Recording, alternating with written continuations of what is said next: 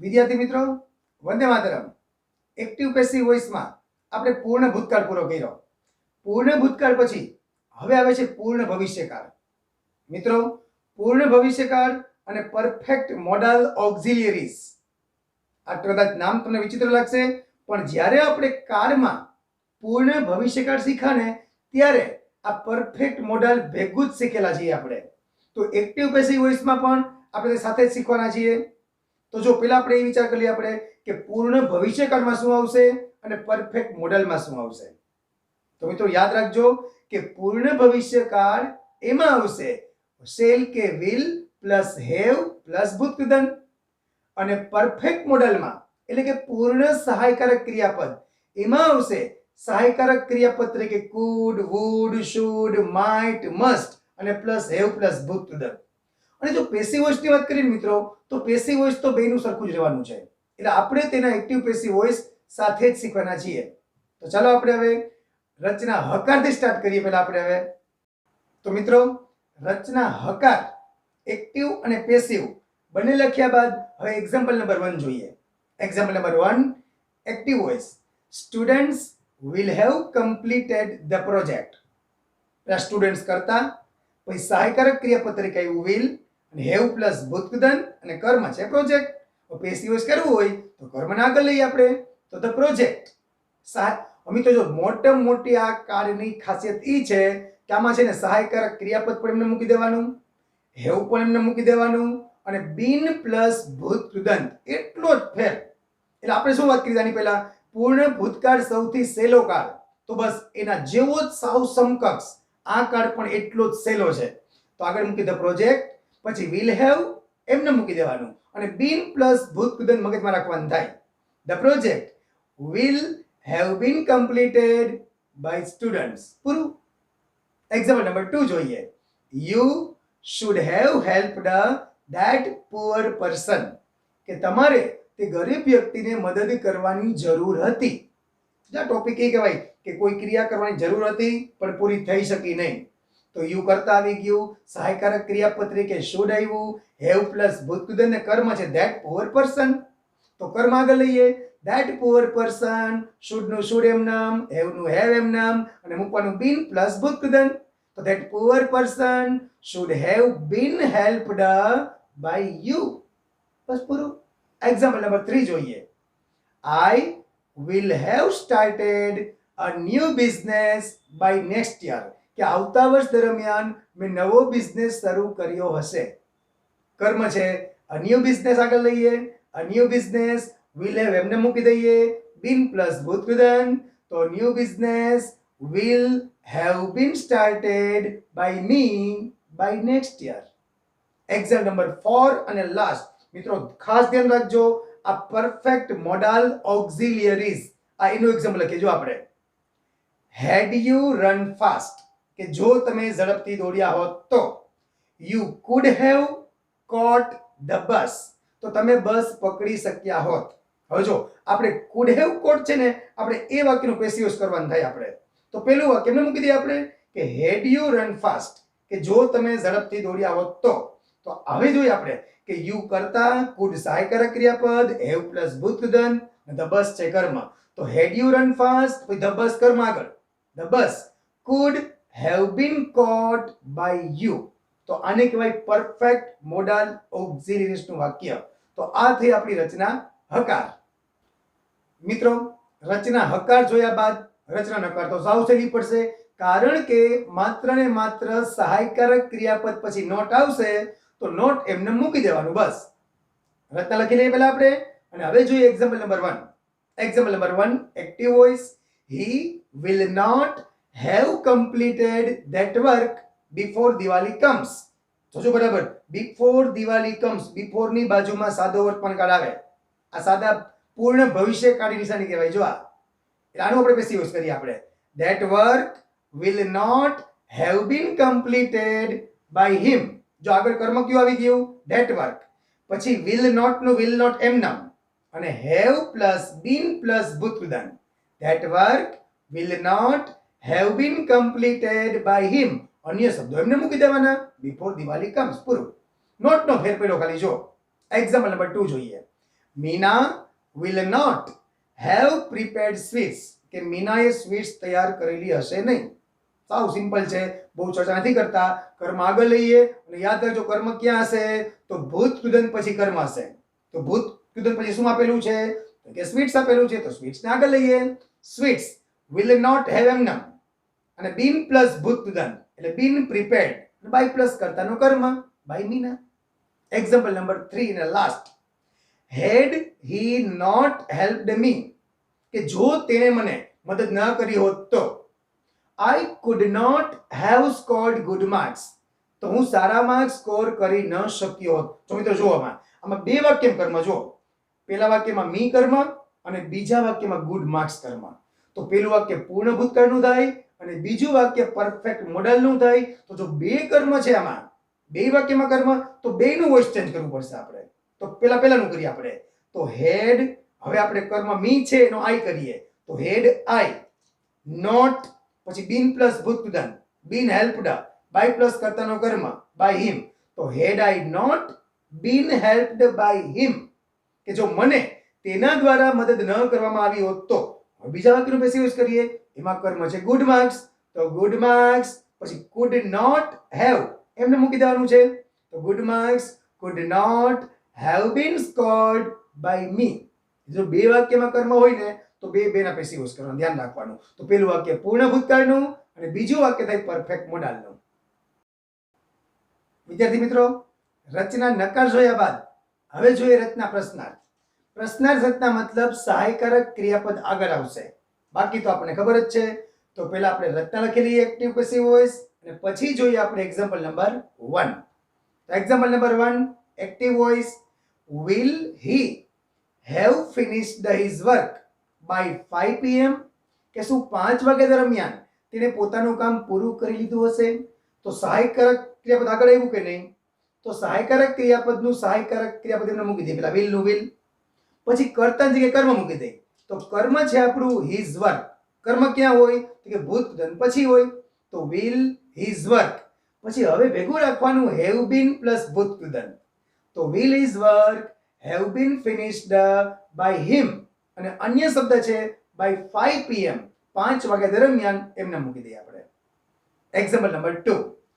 will the teacher have checked fair books by next Monday? તો આમાં એમ જ કરીએ આપણે પેસિવ વોઇસમાં કે will નું will પેલા મૂકી દઈએ. કર્મ છે fair books, પછી have been પ્લસ ભૂત કૃદંત ભેગું રાખવાનું. તો will fair books have been checked by, પછી કર્તાનો કર્મ એમ રાખી દઈએ આપણે. તો by the teacher by next Monday, અન્ય શબ્દ એમના. Example number 3 and last. હવે આ એક એક્ઝામ્પલ જોઈએ આપણે પરફેક્ટ મોડલનું જોઈ લીજો કેવું હોય. તો could you have won, could you have won the prize if you had worked hard, કે જો તમે સખત કામ કર્યું હોત તો તમે પ્રથમ ઇનામ જીતી શક્યા હોત. ફરી બોલી જાઓ. એક્ટિવ વોઇસ વાક્ય જો could you have won the first prize if you had worked hard. તો આપણે પેસિવ વોઇસ કરીએ તો સહાયકારક ક્રિયાપદ એમને મૂકી દઈએ. પેલા could નું could, પછી કર્મ આગળ લઈએ the first prize, પછી have પ્લસ been પ્લસ ભૂત કૃદંત.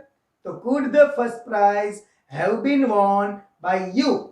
અન્ય શબ્દ છે if વાળું વાક્ય એમને મૂકી દઈએ આપણે. તો if you had worked hard, અને ક્વેશ્ચન માર્ક લખતા ભૂલવાનું નહીં.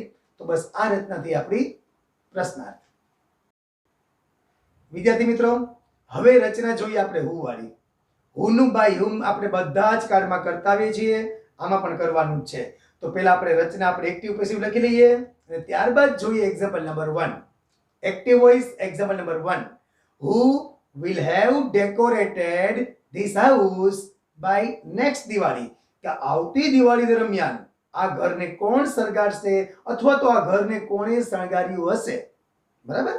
તો પેલા who નું કરી રચના મુજબ પેલા by whom, by whom પછી રચનામાં જો શું છે by whom પછી સહાયકારક ક્રિયાપદ એમને મૂકી દેવાનું. તો will નું will, by whom will, પછી લેવાનું છે કર્મ. તો કર્મ છે this house, by whom will this house, અને પછી have પ્લસ been પ્લસ ભૂત કૃદંત ઈ ભેગા આવે. તો by whom will this house have been decorated by next Diwali, એટલે કે આવતી દિવાળી દરમિયાન. આથી આપણી રચના હું વાળી. એક્ઝામ્પલ નંબર 2 જોઈએ. Who will have arrested that criminal? કે તે ક્રિમિનલને કોણે પકડ્યો હશે? એનું પેસિવ વોઇસ કરી રચના મુજબ પહેલા બાય whom. સહાયકારક ક્રિયાપદ એમને એટલે will નું will મૂકી દીધું. by whom will. પછી કર્મ આગળ લઈએ. કર્મ કોણ છે? that criminal. અને પછી have plus been plus ભૂતગૃદંત તો થઈ ગયું have been arrested. વાક્ય પૂરું. Example number 3 and last. Who could have solved difficult sums? Who could have solved difficult sums? તો પેલા by whom પછી could નું could સહાયકારક ક્રિયાપદ બદલાવાનું થતું નથી, યાદ રાખજો. આપણે જે હોય ને તે જ મૂકવાનું. તો by whom પછી could કર્મ છે difficult sums અને have plus been plus ભૂતગૃદંત. આમી રચના યાદ રાખી છે. જો આપણે પેલા by whom સહાયકારક ક્રિયાપદ પછી કર્મ અને have plus been plus ભૂતગૃદંત. આ 4 સ્ટેપ યાદ રાખવાના. આખો કેમ થયું આપણું? by whom could difficult sums have been solved. આ થઈ રચના આપણી who વાળી.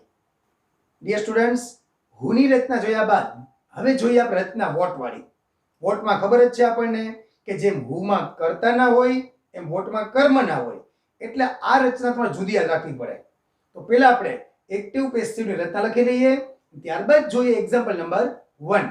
Example number 1 active voice. what will he have eaten by next morning? કે તેણે આવતી સવાર દરમિયાન શું ખાધું હશે?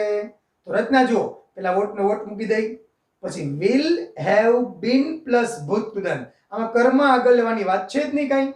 તો what will have been eaten by plus કર્તાનો કર્મ by him અને અન્ય શબ્દ by next morning. આમાં કર્મ જ છે ને, ચિંતા છે નહીં. જો આપણને એક્ઝામ્પલ નંબર 2 જોઈએ આપણે.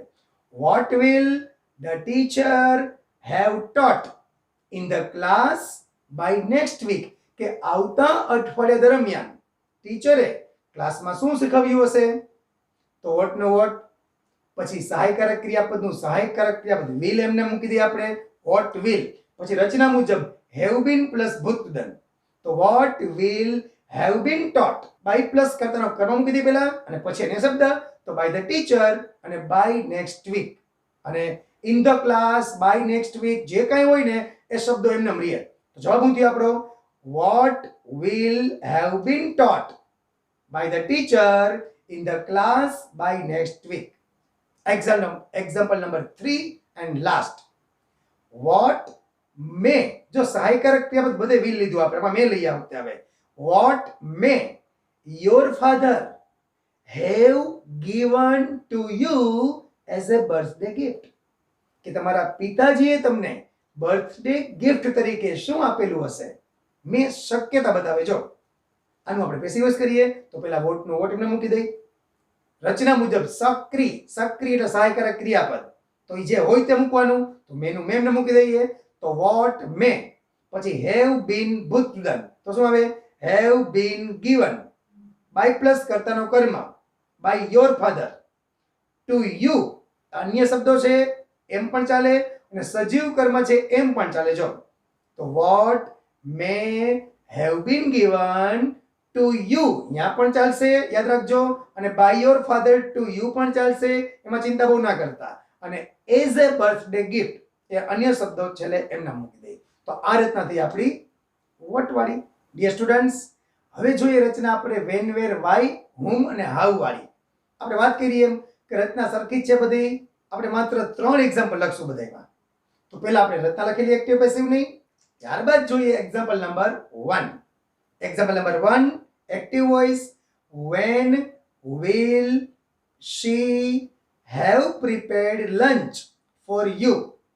રચના મુજબ જોઈ એક્ટિવ વોઇસ થતા ડેલી કરી લેવાની કે પેલા when, where, why માંથી when આવી ગયું, સહાયકારક ક્રિયાપદ will આવી ગયું, કર્તા આવી ગયો she, પછી આવ્યું have પ્લસ ભૂતગૃદંત અને પછી કર્મ છે લંચ અને અન્ય શબ્દો છે for you.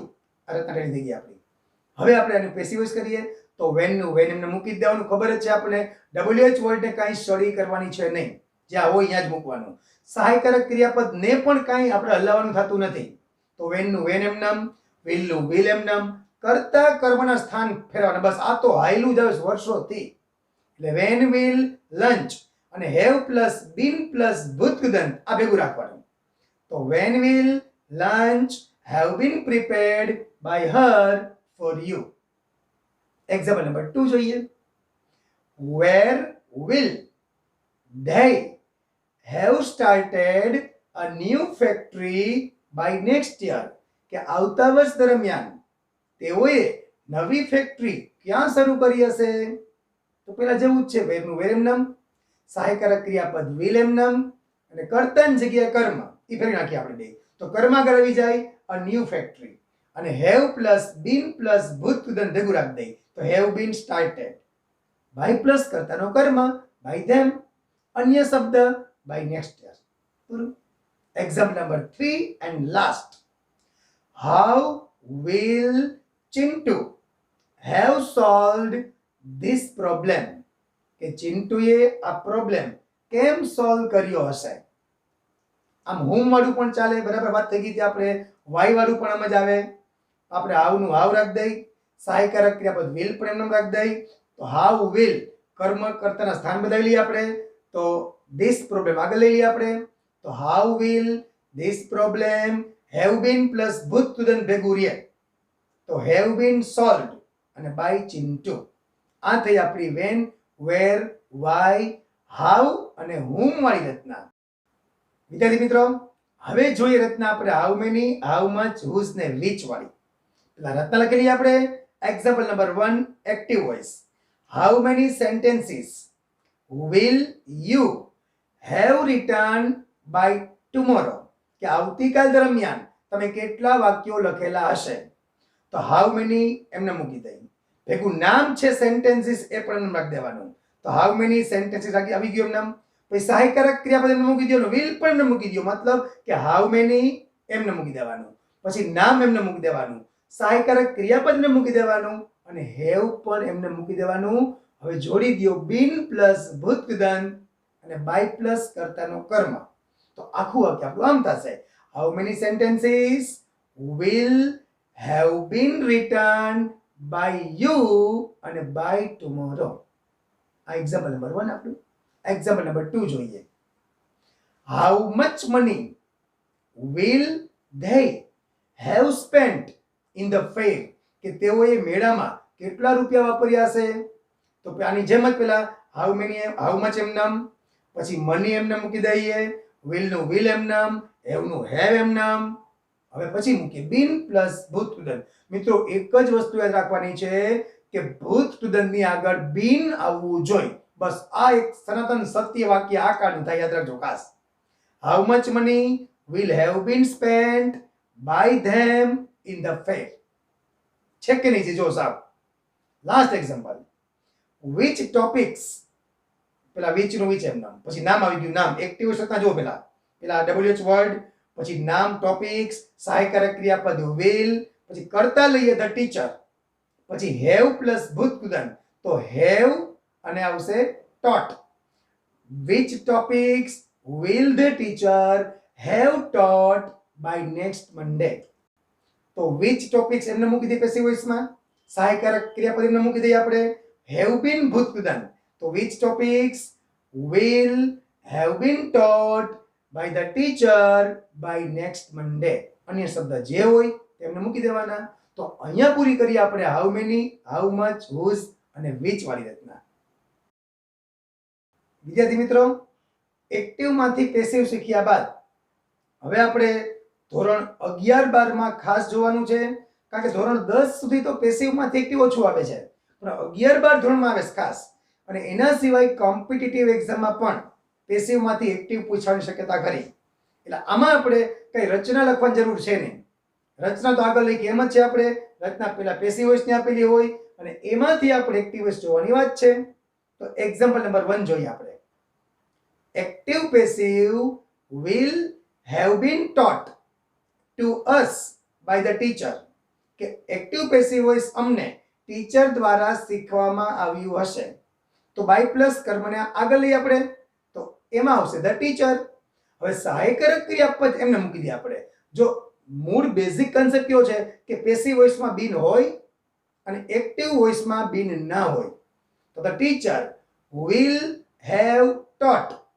હવે કર્મ જ આદિ પાછળ એક્ટિવ પેસિવ to us.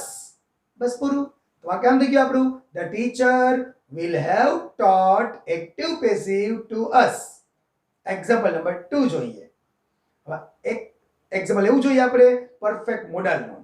તો એક્ઝામ્પલ નંબર 2 આપણે પરફેક્ટ મોડલનું જોઈએ. જુઓ, had you been there, કે જો તમે ત્યાં હોત તો Minal might have been insulted by you. તો મિનલનું તમારા દ્વારા અપમાન થયેલું હોત.